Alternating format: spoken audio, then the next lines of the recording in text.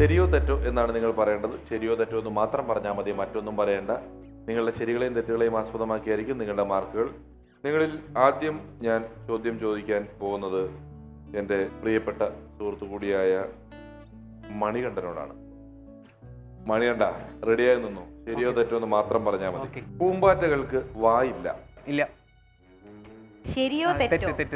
സ്ത്രീകളുടെ തലച്ചോറ് പുരുഷന്റേതിനേക്കാളും ചെറുതാണ്. ശരിയാണ്. ബട്ടർ മിൽക്കിന്റെ രുചി മധുരമാണ്. ശരിയാണ്. വാരണാസിയും ബനാറസും കാശി തന്നെയാണ്. തെറ്റാണ്. തെക്കേ ഇന്ത്യയിലെ ഏറ്റവും ഉയരം കൂടിയ കൊടുമുടി ആനമുടിയാണ്. തെറ്റാണ്. നോക്കാം നമുക്ക് എത്ര മാർക്ക് കിട്ടി എന്നുള്ളത്. പൂമ്പാറ്റകൾക്ക് വായില്ല എന്നാണ്. അപ്പോൾ തെറ്റ് എന്ന് പറഞ്ഞു, അത് ശരിയാണ്. 0 മാർക്ക്. നമ്മൾ ചെറുപ്പത്തിൽ പൂമ്പാറ്റകളൊക്കെ പിടിച്ചിട്ടില്ലേ? പൂമ്പാറ്റകൾ ഇവിടെ ഇങ്ങനെ കൊമ്പ് ഇങ്ങനെ മടക്കി വെച്ചിരിക്കുന്ന ഒരു സാധനമാണ്. അതിങ്ങനെ പൂവിനകത്തേക്ക് നീട്ടി സ്ട്രോ പോലൊരു സംഭവം മാത്രമാണ്. അത് വായായിട്ടല്ല ശരിക്കും കണക്കാക്കുന്നത്. അതിൻ്റെ ഒരു കൊമ്പ് പോലത്തെ സാധനമാണ്, കുഴല് പോലുള്ളൊരു അവയവമാണ്. അതിലൂടെയാണ് അത് തേൻ നോക്കുന്നത്.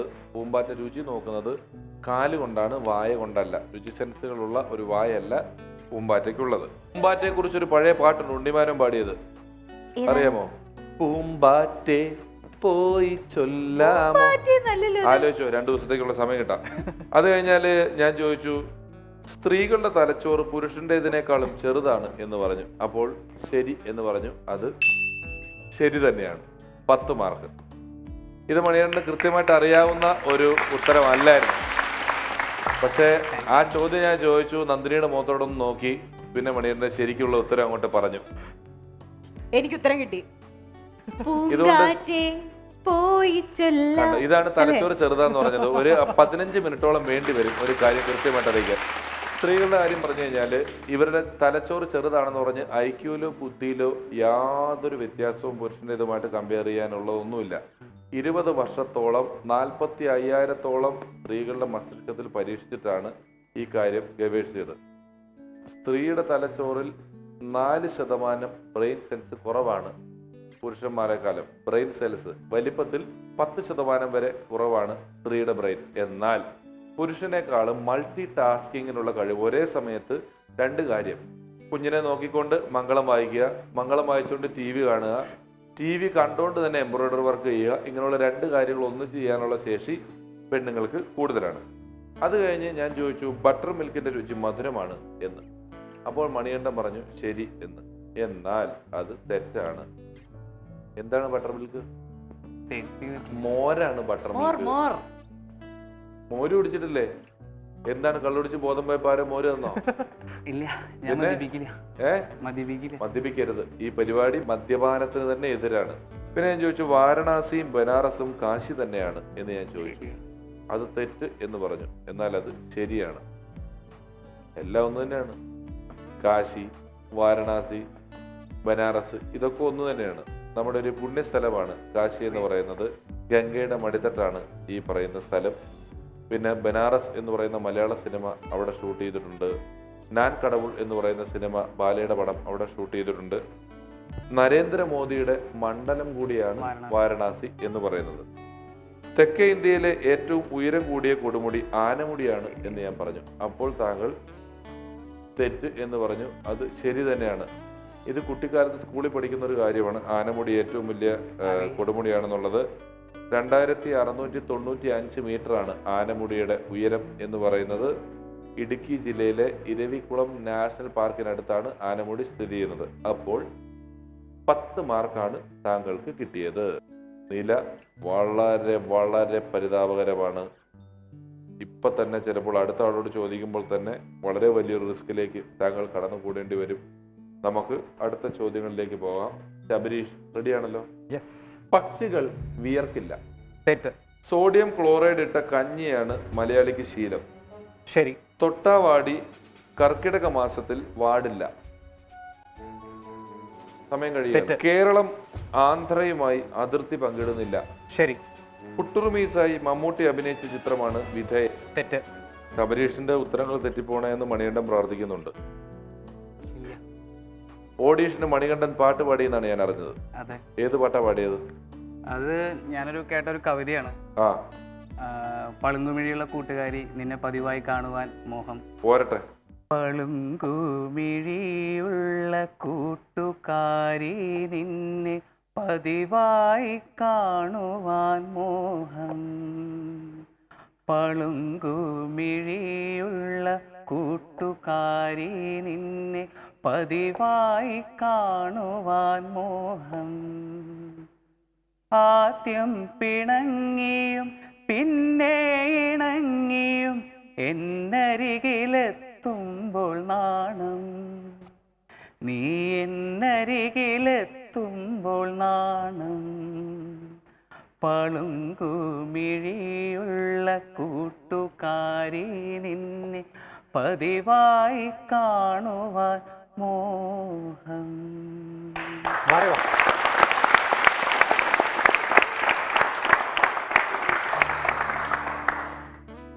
മണികണ്ഠൻ്റെ വോയിസ് നല്ലതാണ്.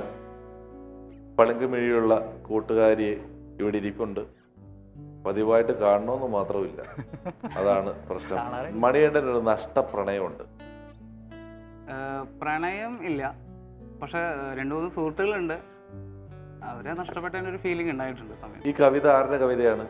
അറിയില്ല. ഞാനൊരു സ്റ്റുഡിയോയിൽ വർക്ക് ചെയ്തിട്ടുണ്ട് എഡിറ്റർ. നിങ്ങൾ ചെയ്യാത്ത പണി വല്ലതും ഉണ്ടോ? ഇനി ബാക്കി പരിചയപ്പെട്ടപ്പോൾ തൊട്ട് എല്ലാ പണിയും ചെയ്തിട്ടുണ്ടല്ലോ ഇവിടെ. അല്ല, ഞാൻ ഡിഗ്രി ഫസ്റ്റ് ഇയർ പഠിക്കുമ്പോഴാണ് അച്ഛൻ മരിക്കുന്നത്. അപ്പൊ അന്ന് തുടങ്ങിയിട്ടുള്ള കുടുംബത്തിലെ ഉത്തരവാദിത്തമാണ്. അപ്പൊ എനിക്ക് അതിന്റെ കൂടെ പഠിക്കും വേണമെന്ന് ആഗ്രഹമുണ്ട്, ഒപ്പം വീട്ടിലേക്കുള്ള വരുമാനം വേണം. അപ്പൊ അമ്മ മാത്രമാണ് അന്ന് ജോലിക്ക് പോകുന്നത്. നിങ്ങളുടെ സ്ഥലം എവിടെ? ഏത് നാട്ടിൽ നിന്ന്? കൊടകര. കൊടകര. അപ്പോൾ അവിടെ അല്ല, അപ്പൊ എന്റെ വീട്ടില് സാമ്പത്തികമായിട്ട് വരണമെങ്കിൽ ഞാൻ തന്നെ ഇറങ്ങണം. കാരണം ഞാനൊരു ആൺകുട്ടിയാണ്. അപ്പൊ എല്ലാവരും എന്നെ തന്നെ ചോദ്യം ചെയ്യുള്ളൂ. അപ്പൊ എനിക്ക് ആഗ്രഹം എന്നോട് പഠിപ്പും വേണം. അപ്പോൾ അതിന്റെ കൂടെ ഞാൻ M.Com വരെ എത്തി. ഒപ്പം തന്നെ എൻ്റെ പെങ്ങളെ കല്യാണം കഴിച്ചു വിട്ടു. തരക്കേടില്ലാത്ത രീതിയിൽ തന്നെയാണ് കല്യാണം കഴിച്ചു വിട്ടിരിക്കുന്നത്. പിന്നെ എനിക്ക് കുറേ സുഹൃത്തുക്കളൊക്കെ നഷ്ടപ്പെടുമെന്ന് പണ്ട് തോന്നിയിട്ടുണ്ട്. അപ്പോൾ അവരെല്ലാവരും സംഘടിപ്പിച്ചിട്ട് 1ാം ക്ലാസ് വരെയുള്ള എല്ലാ തലത്തിലുള്ള റീയൂണിയൻസ് എല്ലാം കംപ്ലീറ്റ് ചെയ്തിട്ടുണ്ട്. വീണ്ടും അവരെല്ലാവരും തിരിച്ചു കൊണ്ടുവന്ന് alle ടീച്ചേഴ്സും എല്ലാവരും ഇരുത്തി ഒരേ ക്ലാസ് റൂമിൽ തന്നെ ഇരുത്തി ഒരു പ്രോഗ്രാം ഓർഗനൈസ് ചെയ്തിട്ടുണ്ട്. അതെ, അത് ചെറിയൊരു പാടല്ലാട്ടോ മണികണ്ഠൻ ചെയ്ത കാര്യം. ഡിഗ്രി ലെവൽ ആദ്യമായിരുന്നു. പിന്നെ ഡിഗ്രി ആയിരുന്നു ആദ്യം ചെയ്തത്. പിന്നെ +2 ചെയ്തു, 10ാം ക്ലാസ് ചെയ്തു. പിന്നെ ഏറ്റവും വലിയൊരു ആഗ്രഹമായിരുന്നു 1ാം ക്ലാസ് എനിക്ക് വീണ്ടും ഒരു റീകൺസ്ട്രക്ഷൻ ചെയ്യണമെന്ന്. അങ്ങനെ 1ാം ക്ലാസ്സിൽ പഠിച്ചിട്ടുള്ള ഏകദേശം ഒരു 120 സ്റ്റുഡൻസ് ഉണ്ടായിരുന്നു. എനിക്ക് എല്ലാവരും ആൾക്കാരെ എനിക്ക് ഓർമ്മയില്ല, പക്ഷേ അവിടെ സ്കൂളിൽ പോയി പഴയ രജിസ്റ്ററൊക്കെ എടുത്ത് അതിൽ നിന്നും ഒരു 100ഓളം സ്റ്റുഡൻസിനെ എൻ്റെ കൂടെ പഠിച്ച കൂട്ടുകാരന്മാരെയും കൂട്ടുകാരികളൊക്കെയും തിരിച്ചെത്തിച്ചു. ഒപ്പം അന്ന് പഠിപ്പിച്ച HM അതുപോലെ ടീച്ചേഴ്സ് എല്ലാവരും തിരിച്ചു കൊണ്ടു. അന്ന് ശരിക്കും ഒരു ഉത്സവം തന്നെയായിരുന്നു എന്ന് പറയാം. MLA വരെ പങ്കെടുത്തൊരു പ്രോഗ്രാമായിരുന്നു ഇത്. ജസ്റ്റ് ഒരു 75 പേരൊരു പരിപാടി. ഇതിനകത്ത് ഗൂഢ ഉദ്ദേശങ്ങളൊന്നുമില്ല. ഗൂഢോദ്ദേശങ്ങളൊന്നും ഉണ്ടായിരുന്നില്ല. ഏതോ ഒരാളെ കാണാൻ വേണ്ടിയാണ് 125 പേരെ വിളിച്ചു വരുത്തിയത്. അങ്ങനെയല്ല. അതെ, അങ്ങനെയല്ല. അതെ അതെ. ആ ത്വര വന്നത് വേറെ ഒന്നും കൊണ്ടല്ല മണികണ്ഠൻ. മണികണ്ഠൻ ഏതോ ഒരാളെ ലക്ഷ്യം വെച്ചിട്ട് 125 പേരെ വിളിച്ചു വരുത്തി. ആ കവിതയിൽ ആ ഫീൽ ഉണ്ടായിരുന്നു. ആ കവിതയിൽ അതിന്റെ ഫീൽ ഉണ്ടായിരുന്നു. അങ്ങനെയൊന്നുമില്ല. സത്യം പറഞ്ഞാൽ പുള്ളി ആദ്യം പാടെ എനിക്കൊന്നും മനസ്സിലായില്ല എന്താ പറയാനുള്ളതെന്ന് പറഞ്ഞതിനേക്കാൾ സാധനം അതിനകത്തുണ്ടായിരുന്നു. മിണ്ടാതിരുന്നാ മതിയായിരുന്നു. അങ്ങനെയൊന്നും പറയാൻ പറ്റില്ല. അതായത് അന്നൊരു സ്റ്റുഡൻറ്റിനെ കൊണ്ടുവരുന്നത് വളരെ വലിയൊരു ആഗ്രഹം മാത്രമല്ല, ഒരു കോൺഫിഡൻറ്റ് കൂടെ ആയിരുന്നു. ശരിക്കും എന്താ പറയാ, സംഗതി അവിടെ എത്തി. ഞങ്ങള് അന്ന് 1ാം ക്ലാസ് മുതൽ 4ാം ക്ലാസ് വരെ ഒരേ ക്ലാസ് ഒരേ ബെഞ്ചിലേക്ക് ഇരുന്ന് പഠിച്ചത്. അല്ല, ബെഞ്ചില്ല, അപ്പുറത്ത് പഠിച്ചിരുന്നെങ്കിലും അന്ന് പിന്നീട് 5ാം ക്ലാസ് മുതൽ പിന്നെ ആ പെൺകുട്ടിയെ കണ്ടിട്ടില്ല. പെൺകുട്ടിയാണ് മണികണ്ഠൻ ഇത് ഭയങ്കര പ്രശ്നത്തിലേക്ക് പോയിക്കൊണ്ടിരിക്കുന്നത്. 2 സുഹൃത്തുക്കൾ കൂടി ഉണ്ട്. ഒരു വിജയകുമാർ, തമിഴിനാണ്. വിജയകുമാരുടെ കാര്യം പണി നോക്കാൻ. അദ്ദേഹത്തെ വരെ കൊണ്ടുവരാൻ പറ്റി. അവൻ ചെന്നൈയിലായിരുന്നു. അവനെ വരെ തേടി പിടിച്ച് കണ്ടെത്തി കൊണ്ടു. ഞാൻ ഞങ്ങളുടെ കോളേജിൽ ഒരു റീയൂണിയൻ വെച്ചു. അപ്പൊ കുറെ നാളിന് ശേഷം ഞങ്ങൾ ഡിഗ്രിയിലൊക്കെ പഠിച്ച കുറെ പേരാണ്. അപ്പൊ എന്റെ ഒരു സുഹൃത്തുണ്ടായിരുന്നു. അവൻ എന്റെ പേര് രമേശ് എന്നാണ്. ഇവൻ എന്നെ ജീവിതത്തിൽ രമേശ് എന്ന് വിളിക്കൂല, ബാക്കി എല്ലാം വിളിക്കും. നേട്ടാ സുരേഷ്, ഹരീഷ്, സോമേഷ്, സുബീഷ് എന്നൊക്കെ വിളിക്കും. ഭയങ്കര വിളികളാണ്. അപ്പൊ ഞാനൊരിക്കലും ഇങ്ങനെ 10ാം ക്ലാസ് ഒക്കെ കഴിഞ്ഞ് ഞാൻ ബസ്സിന്റെ ബാക്കിലത്തെ ഡോറ് തൂങ്ങിക്കിടക്കുമ്പോൾ ഇവൻ ബസ്സിൽ ഫ്രണ്ടിൽ പെണ്ണുങ്ങളുടെ ഇടയിൽ എവിടെയോ നിൽക്കുന്നതിന്റെ ഇടയിൽ തന്നെ ജീവിതത്തിൽ ആദ്യമായിട്ട് ഇവൻ രമേശേ എന്നൊരു വിളിച്ചു. ഞാൻ എൻ്റെ മനസ്സിൽ ഇവനിത് ഇതുവരെ വിളിക്കുന്നില്ല. ആ സന്തോഷം കൊണ്ട് ഞാൻ എല്ലാവരും എന്താടാ ഒച്ചത്തിൽ ചോദിച്ചപ്പം 10ാം ക്ലാസ് രണ്ടാമത് എഴുതിയിട്ട് കിട്ടിയായിരുന്നോ എന്നൊരൊറ്റ ചോദ്യം. ഇത് ഏറ്റവും വലിയ സത്യം, ഞാൻ 10ാം ക്ലാസ് ഫസ്റ്റ് ചാൻസ് പാസ്സായ ആളാണ്. എനിക്ക് രണ്ടാമത് എഴുതേണ്ട ആവശ്യം വന്നിട്ടില്ല. ഇവൻ അങ്ങനെ ഞങ്ങൾ കഴിഞ്ഞ് മിസ്സൊക്കെ ആയി കഴിഞ്ഞിട്ട് 10ാം ക്ലാസ്സിന്റെ റീയൂണിയൻ ഒക്കെ വെച്ച് കഴിഞ്ഞ സമയത്ത് ഇവൻ എവിടുന്നോ കറിയത്തില്ല. അപ്പൊ ഞാൻ കഥയുണ്ട്. ഞാൻ ചെന്ന് കഴിഞ്ഞപ്പോഴത്തേക്ക് ഞാനൊരു സ്റ്റാറാണ്. കാരണം എല്ലാവരും ടി വിയിൽ പരിപാടിയൊക്കെ കാണുന്നുണ്ട്. പഴയ പെണ്ണുങ്ങൾ അവരൊരു ടീച്ചർമാരൊക്കെ വന്ന് ഞങ്ങൾ മോൻ്റെ പരിപാടി കാണാറുണ്ട്, എടാ നിന്റെ പരിപാടി കാണാറുണ്ട്, നിന്റെ പരിപാടി കാണുമ്പോഴാണ് ഈ കഥാപാത്രം വീണ്ടും വന്നിരിക്കുകയാണ്. ഞാൻ അവിടെ പുലി പോലെ സ്റ്റാറായിട്ട് നിൽക്കുന്ന ദിവൻ ഓടി വന്നിട്ട് എന്നെ എടുത്തിട്ട്, എടാ സുരേഷേ, അല്ല അയ്യോ ഗിരീഷ്, ഞാൻ രമേശേ നമ്മുടെ കൂടെ പഠിച്ച ടോജോ ദുബായിലുണ്ടാ, സുജിത്ത് വൈക്കത്ത് വക്കീലാടാ, അനീഷ് അവിടെ മാലിയിൽ ഒരു ഹോട്ടലിൽ ഇപ്പൊ കുക്കായിട്ട് ജോലി ചെയ്യുന്നുണ്ട്, വേർത്തൻ എത്യോപ്യയിലുണ്ട്, നിന്റെ മാത്രം ഒരു വിവരമില്ലല്ലോ, നീ എന്താ ചെയ്യുന്നത്, നിനക്ക് എന്താ പണി, നിന്നെ അന്ന് പോയിട്ട് പിന്നെ ഇതുവരെ കണ്ടിട്ടില്ലല്ലോ എന്നും പറഞ്ഞ് ഇവൻ ഏത് നാട്ടിൽ നിന്നാ വന്നതെന്ന് എനിക്ക് ഒരു പിടുത്തമില്ല. ഞാൻ സ്റ്റാറാന്ന് പറഞ്ഞ് നിന്ന് എന്നെ ഒറ്റയടിക്ക് ബൾബ് ഓഫാക്കി ഊതിക്കെടുത്തി അവൻ തിരിച്ചുപോയി. ഏത് നാട്ടിൽ നിന്നാന്ന് എനിക്ക് ഒരു പിടുത്തമില്ല. പക്ഷേ ആ കുട്ടിയെ കൊണ്ടുവരാനുള്ള ത്വര മണികണ്ഠന്റെ മനസ്സിലുണ്ട്. ആദ്യത്തെ ചോദ്യം ഞാൻ പറഞ്ഞത് പക്ഷികൾക്ക് വിയർക്കില്ല എന്ന് ഞാൻ പറഞ്ഞു.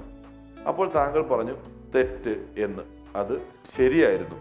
0 മാർക്ക്. കാരണം പക്ഷികൾക്ക് വിയർപ്പ് ഗ്രന്ഥികളില്ല, അതുകൊണ്ട് പക്ഷികൾ വിയർക്കില്ല. മനസ്സിലായല്ലോ? കാക്കയൊന്നും വേർത്ത് കുടിച്ച് നിൽക്കത്തില്ല ഒരിക്കലും. കാക്കയ്ക്കൊന്നും വേർപ്പില്ല, തൂവലാണ്. വേർപ്പ് ഗ്രന്ഥികൾ പക്ഷിക്കില്ല. സോഡിയം ക്ലോറൈഡ് ഇട്ട കഞ്ഞിയാണ് മലയാളിക്ക് ശീലം. അപ്പൊ താങ്കൾ പറഞ്ഞു ശരിയെന്ന്. അത് ശരി തന്നെയാണ്. കറിയുപ്പാണ് സോഡിയം ക്ലോറൈഡ്. തൊട്ടാവാടി കർക്കിടകത്തിൽ വാടില്ല എന്ന് ഞാൻ പറഞ്ഞു.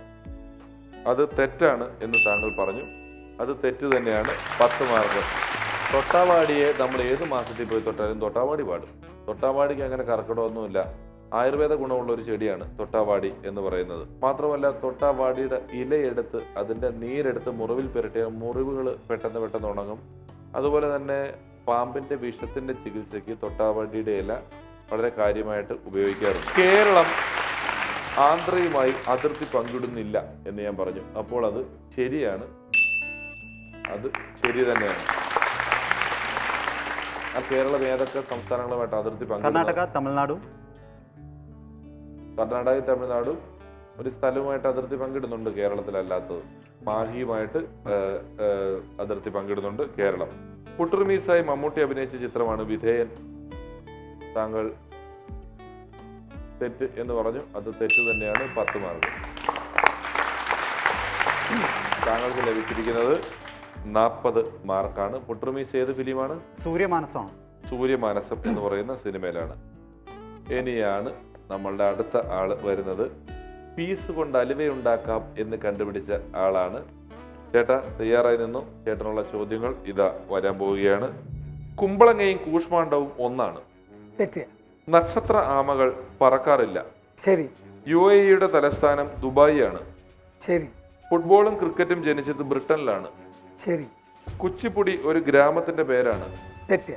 അപ്പൊ നമുക്ക് നോക്കാം എന്തായി സംഭവം എന്നുള്ളത്. കുമ്പളങ്കയും കൂഷ്മാണ്ഡവും ഒന്നാണ്. ചേട്ടൻ തെറ്റ് എന്ന് പറഞ്ഞു. അത് ശരിയാണ്. കുമ്പളങ്ങ കുറച്ചുകൂടെ പഴുത്ത് മൂത്ത് കഴിഞ്ഞ് ഉണങ്ങിയ ഒരു അവസ്ഥയിലിട്ടൊക്കെ എത്തുന്നതിനെയാണ് കൂഷ്മാണ്ഡം എന്ന് വിളിക്കുന്നത്. ദേവി കൂഷ്മാണ്ഡം എന്ന് നമ്മൾ പറയാറ് തന്നെയുണ്ട്. പിന്നെ അത് പൂജക്കൊക്കെയാണ് കൂടുതൽ ഉപയോഗിക്കാറ്. കുമ്പളങ്ങയും കൂഷ്മാണ്ഡവും ഒന്നാണ്. അത് കൂഷ്മാണ്ഡം കറി വെക്കാൻ ഉപയോഗിക്കാറില്ല. പിന്നെ ഞാൻ പറഞ്ഞു നക്ഷത്ര ആമകൾ പറക്കാറില്ല എന്ന് പറഞ്ഞു. ചേട്ടൻ ശരി എന്ന് പറഞ്ഞു. അത് ശരി തന്നെയാണ്. 10 മാർക്ക്. നക്ഷത്ര ആമകൾ എന്ന് പറഞ്ഞാൽ എൻ്റെ തൊണ്ടിൽ നക്ഷത്രം പോലെ തോടുകളുള്ള ഒരു ആമയാണ്. ഈ ആമ വീട്ടിൽ വളരുന്നത് ഭാഗ്യമാണ് എന്ന് വിശ്വസിക്കുന്ന രാജ്യക്കാർ പലതുണ്ട്. ഇതിൻ്റെ സൈസ് സാധാരണ ആമയേക്കാളും വളരെ ചെറുതായിട്ടുള്ള ഒരു സൈസ് ആമയാണ് നക്ഷത്ര ആമ എന്ന് പറയുന്നത്. ഇത് ചിന്നാർ വനമേഖലയിൽ വ്യാപകമായിട്ട് കാണുന്ന ഒരു ആമ വിഭാഗമാണ് നക്ഷത്ര ആമ എന്ന് പറയുന്നത്. UAE തലസ്ഥാനം ദുബായ് ആണ് എന്ന് ഞാൻ പറഞ്ഞു. അപ്പോൾ ചേട്ടൻ ശരി എന്ന് പറഞ്ഞു. അത് തെറ്റാണ്. 10 മാർക്ക്. അതിന് മുമ്പത്തെ ചോദ്യത്തിന് എത്ര എമിറേറ്റ്സ് കൂടിയതാണ് UAE എന്ന് ചേട്ടൻ അറിയാമോ? 7 എമിറേറ്റ്സ്. ഏതൊക്കെയാണെന്ന് അറിയാമോ? ഒമാൻ അല്ല, ദുബായിൽ ജനിച്ചു വളർന്ന ഒരു കുട്ടി ഇവിടെ ഒരു പണിയിലായിരിക്കുന്നു. ഏതൊക്കെ എമിറേറ്റ്സ് എന്ന് പറഞ്ഞു കൊടുക്കുക. Abu Dhabi, Dubai, Sharjah, Ajman, Umar Quwain, Fujairah, Ras al Khaimah. കേട്ട് മനസ്സിലാക്കുക. ഇതിൽ അബുദാബിയാണ് തലസ്ഥാനം. ഫുട്ബോളും ക്രിക്കറ്റും ജനിച്ചത് ബ്രിട്ടനിലാണ് എന്ന് ഞാൻ പറഞ്ഞു. ചേട്ടൻ ശരിയെന്ന് പറഞ്ഞു. അത് ശരി തന്നെയാണ്. 10 മാർക്ക്. ഇന്ത്യയിൽ ഈ ക്രിക്കറ്റ് കളി കൊണ്ടുവന്നത് തന്നെ ബ്രിട്ടീഷുകാരാണ്. അവർ ഇവിടെ ഭരിച്ചുകൊണ്ടിരുന്ന കാലത്ത് അവിടുന്ന് ഇവിടെ വന്നു. പക്ഷെ ഇവിടെയുള്ള ബ്രിട്ടീഷുകാരെല്ലാം കൂടെ നോക്കിയിട്ട് ഇവർക്ക് കളിക്കാൻ ഇവിടെ ടീമില്ല. അങ്ങനെ ഇന്ത്യയിലെ സാധാരണക്കാരായ കുറേ ആളുകളെ വിളിച്ച് അവർ ക്രിക്കറ്റ് പഠിപ്പിച്ചു. അങ്ങനെ ഇന്ത്യക്കാരുമായിട്ട് അവർ ക്രിക്കറ്റ് കളിച്ചു. ലഗാൻ സിനിമ ഏകദേശം ഇതിൻ്റെയൊക്കെ ഒരു കഥയായിരുന്നു. തുടർന്ന് അങ്ങോട്ട് ക്രിക്കറ്റ് ഇവിടെ വ്യാപകമായിട്ട് ഒരുപാട് പടർന്ന് പന്തലിച്ചു. കേരളത്തിൽ ആദ്യമായിട്ട് ക്രിക്കറ്റ് മത്സരം നടന്നത് തലശ്ശേരിയിലാണ് ക്രിക്കറ്റിന്റെ കളി നടന്നിരിക്കുന്നത്. അത് ഞാൻ ചേട്ടനോട് ചോദിച്ചു, കുച്ചിപ്പുടി ഒരു ഗ്രാമത്തിന്റെ പേരാണ് എന്ന് പറഞ്ഞു. അപ്പോൾ ചേട്ടൻ തെറ്റ് എന്ന് പറഞ്ഞു. എന്നാൽ അത് ശരിയാണ്. ആന്ധ്രയില്. എന്താ ചേട്ടനപ്പ അറിയാലോ ഇത്? അത് ഒന്ന് തെറ്റ് ഒന്ന് ശരി എന്ന് പറയുമ്പോൾ വി ഗെറ്റ് കൺഫ്യൂസ് ചെയ്യാൻ. You are getting confused there. Kuchipudi എന്ന് പറയുന്ന ആന്ധ്രയിലുള്ള ഒരു ഗ്രാമം, ഒരു നൃത്ത ഗ്രാമമാണ്. അവിടെയുള്ള എല്ലാവരും ഡാൻസ് കളിച്ച് ജീവിക്കുന്ന, ഉപജീവനം കഴിക്കുന്ന ഒരാളാണ്. അവിടെ നിന്ന് ഉത്ഭവിച്ച ഒരു ഡാൻസ് ആയതുകൊണ്ടാണ് കുച്ചിപ്പുടിക്ക് കുച്ചിപ്പുടി എന്നുള്ള പേര് വന്നിരിക്കുന്നത്. ശബരീഷിന് കിട്ടിയത് 40 മാർക്കാണ്. മണികണ്ഠന് 10 മാർക്കാണ്. ചേട്ടന് 20 മാർക്കാണ്. അപ്പോൾ ഇനി സംഭവിക്കാനുള്ളത് മണികണ്ഠന്റെ ഔട്ടാകൽ എന്ന് പറയുന്ന ചടങ്ങാണ്. മണികണ്ഠൻ വരും. മണികണ്ഠൻ വളരെ സന്തോഷം. മണികണ്ഠനുള്ള സമ്മാനങ്ങൾ കൊണ്ട് കൊടുക്കുന്നതിന്